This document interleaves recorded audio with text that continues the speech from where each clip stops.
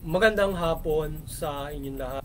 Ito po si Herbert Curia, author, promoter ng Human Rights Promotion. Sa boses ng Human Rights Promotions, sa malayong dipasyang ito, kakibat ang ating pananalig sa ating banal na Panginoon Diyos, banal na Panginoon Kristo at gabay ng kaliwanagan ng Banal Santa Maria, mula sa isyong ating nakalap at magbabantay sa mabuting pamamahala, patas ng hustisya at karapatang bantao, ay hinggil sa issue ng selebrasyon ng Kapaskuhan ngayong darating na Disyembre 25, 2023, bukas na yon, at isang ligayang Pasko sa inyong lahat. Ang pagdiriwang na ito ng paniniwalang Kristiyano-Katoliko ay pagsilang ng ating Panginoong Jesucristo na isinugo ng ating banal na Panginoon Diyos upang iligtas tayo at palayain sa kasalanan sa pagsasabuhay niya ng mabuting balita. So yun. Ang Panginoong Jesucristo ay malaking biyaya sa atin ng Diyos, Ama na higit sa lahat ng bagay na ating tinatamasa dito sa mundo.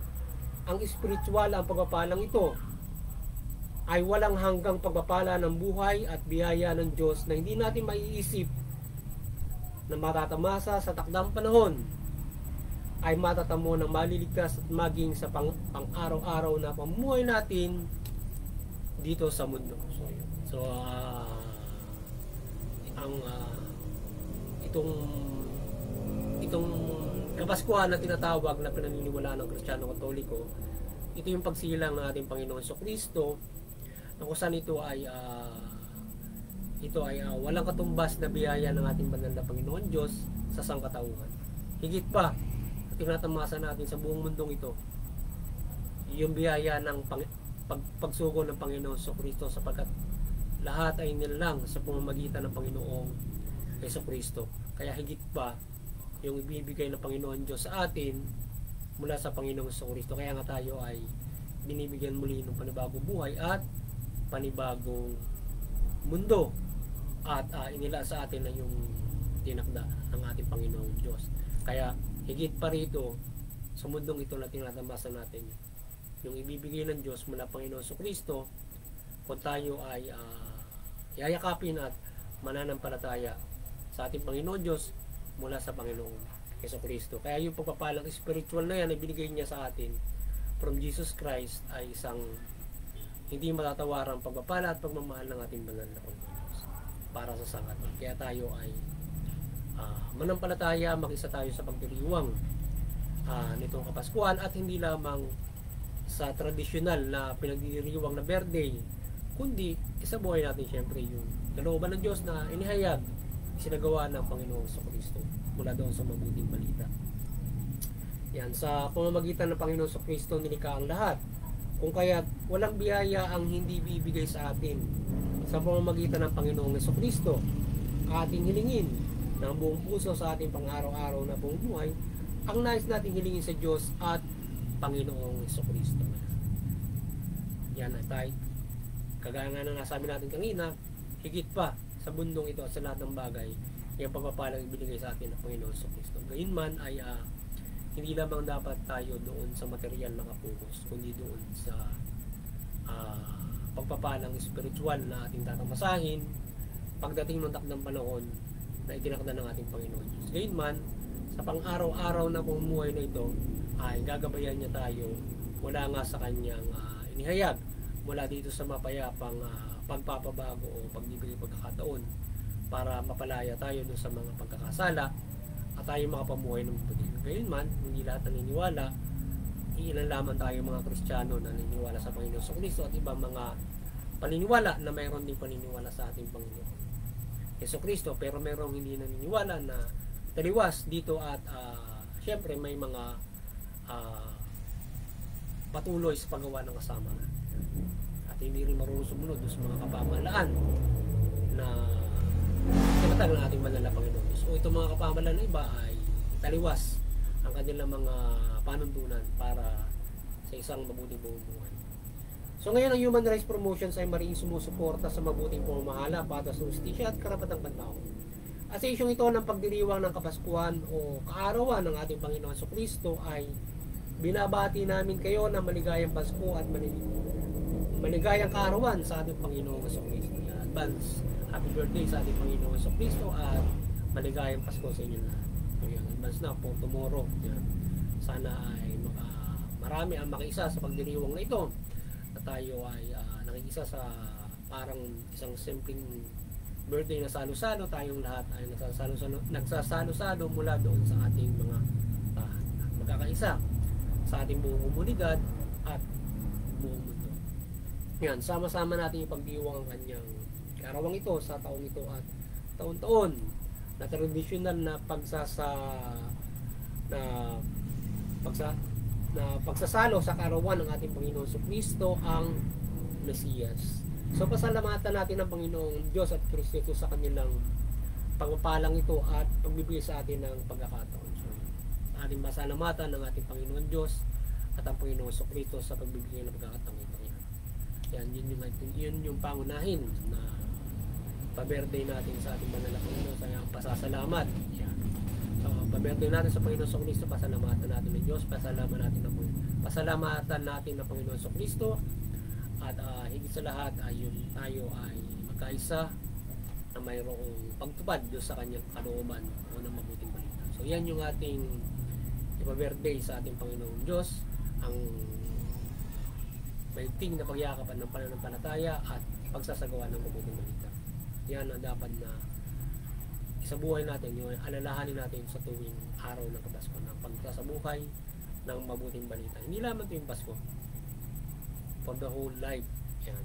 So taon-taon ay magpaalala ang kaarawan ito para sa pagsasabuhay ng mabuting balita. Hindi lamang sa tuwing Pasko tayo naging mabait, kundi siyempre isabuhay natin ng mabuting. Sabuhay yan ang gusto ng Diyos, na ihandog natin yung ating sarili bilang buhay na hain at banal sa Panginoon Diyos. Yan ay isang mahalagang bagay at yan ang malimuyang hain sa ating banal na Panginoon Diyos na kapag tayo ay gumagawa ng mabuti mula dyan nga sa pagtulong, pagbibigayan, yan ang mga pagmamahal natin sa bawat isa o concern natin sa everybody else. At syempre, magtulungan tayo dun sa pangkalahatang pundo. Kung kumabalang kasi natin in a modern time, patupad natin yung karapatang pantao ng mga.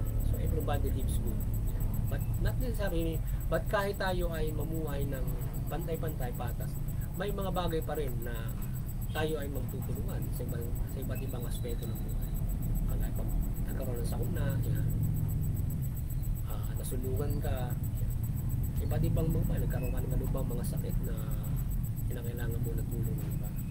Mga ganun mga bagay na hindi lamang kahit tayo ay pantay-pantay sa ating nabubuhay, may tamasan natin lahat ang karapatan natin, ano pa rin yung mga bagay tayo nagtutulungan. At hindi lamang sa material bagay tayo nagtutulungan, maraming bagay. So, manalig tayo ng lubos sa ating Panginoong Diyos mula sa Panginoong Jesucristo sa tulong ng Banal na Santa Maria na nagsakripisyo para maganap ang pagsilang na ito ng ating Panginoong Jesucristo at tulungan siya sa pagpapalago ng ating pananalig sa Diyos hanggang sa ating panahon na ginagabayan niya tayo ng kanyang mga paghimala at kanyang mga gabay sa atin. So, yan.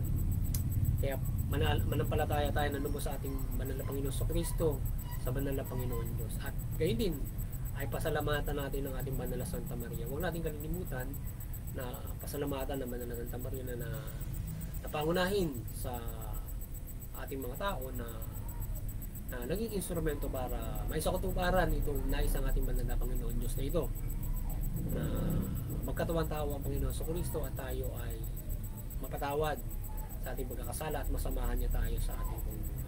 So pasalamatan din natin ating Banal na Santa Maria at sa pamamagitan niya tayo ay ginawa ng Diyos ang mga pagpapalang ito bilang isang kalugod-lugod na babae at nilalang para sa Panginoon.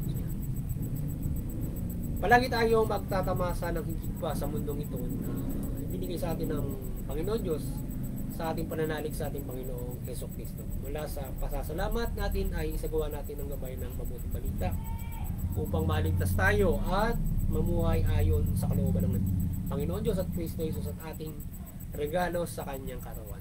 Gaya natin nabanggit kanina, ay yung unang-una, pasalamatan natin siya at ang sa buhay ng mabuting balita. Yan ang magandang regalo natin sa ating banal na Panginoong Kristo, yung pagsasabuhay ng mabuting balita. Yan yung particular, yun ang yung ating nabanggit kanina, tayo ay magtulungan, magbigayan, mahalin natin yung kapwa, magkaisa tayo sa kapayapaan. Yan ang unahin na kapag tuwing nagkakapaskuhan ay papayaran tayo ng kapayapaan.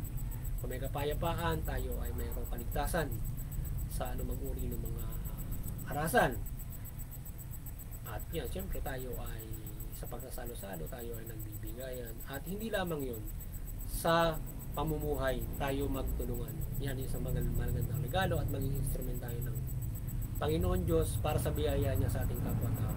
Doon sa mga tinatamasan na ibigay niya sa atin, sabagat maraming pagpapala. Tayo mananampalataya para tayo ay paunlarin ng ating banal na Panginoon. Yung kagaya para animoy tayo sinuswerte sa mga bagay-bagay. Hindi ka naman lalagpakan ng gintulong Diyos. Baka makabukol ka pa. So, ang biyaya, halimbawa, may negosyo ka, na ibigay sa iyo sa negosyo, kaya trabaho, walang kawawaan na customer bibigay sa iyo ng Diyos dyan. So, lalago ang iyong negosyo, makatutulong ka sa kapwa-tao. Magandang mga bagay, mga pagpapala na talagang ikaw ay ano yung may sinuswerte ka sa mga bukal ng nangyayari. Ganyan yung mga pagpapala na ating mapapansin kapag tayo ay pinagpapala ng ating banal. Sapagkat tayo ay nananampalataya at naging mabuti tayo sa Kanya. Sapagkat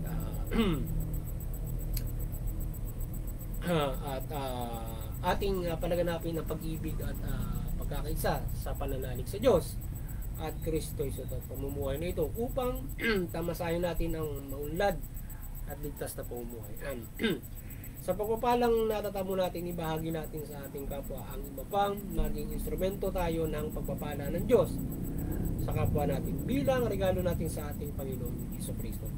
Magtulungan tayong mamuhay ng pare-parehong maunlad. So yan ay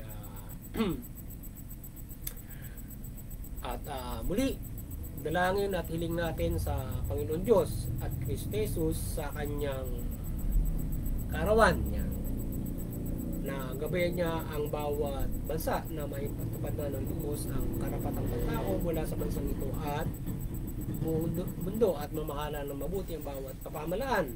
Ang kapayapaan sa mundo ay higit na manaig kaysa kaguluhan at karahasan. So yan yung ating patuloy na kahilingan sa ating banal na Panginoon Diyos na tayo ay mula Panginoon sa Kristo, siyempre kapayapaan, katahimikan at kaunlaran siyempre. At mula yun doon sa kaunlaran, lahat ay magtamasa ng karapatan niya para wala naghihirap na sino mang tao. Namumuhay ka accords doon sa karapatan ng tao na ating sinusulong. Sanangin natin na yung ating buhay sa karapatan ng tao, ito ay manaig at ito ay mga isa kutuparan sa mga isa. Bayan tayo ng ating banal na Panginoon Diyos mula sa ibang kanyang paghimala, pagpapala mula sa banal na Santa Maria. So paghimalan tayo sa ating promosyong ito at paliwanagan yung bawat mga kapamalaan, bawat komunidad, international community to implement human rights. Yan. Hindi mo mahala na ating natin.